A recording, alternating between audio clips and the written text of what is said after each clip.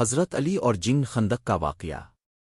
جنگ خندق کے موقع پر کفار مکہ کے مشہور پہلوان عمرو بن عبد خندق پار کر کے میدان میں آ گیا۔ وہ ایسا جنگجو تھا کہ عرب کے بڑے بڑے بہادر اس کا نام سن کر کانپتے تھے۔ عمرو بن عبد بلند آواز میں للکار کر بولا، ہے کوئی جو مجھ سے مقابلہ کرے؟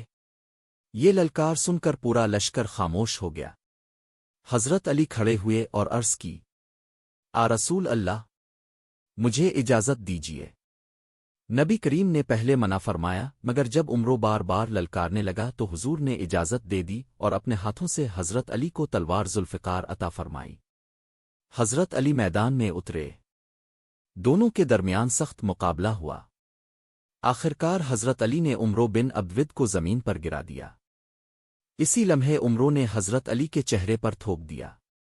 حضرت علی فوراً پیچھے ہٹ گئے۔ کچھ دیر بعد حضرت علی نے دوبارہ حملہ کیا اور عمرو کو واصل جہنم کر دیا۔ جب صحابہ نے پوچھا، آ علی، پہلے ہی وار میں کام ختم کیوں نہ کیا؟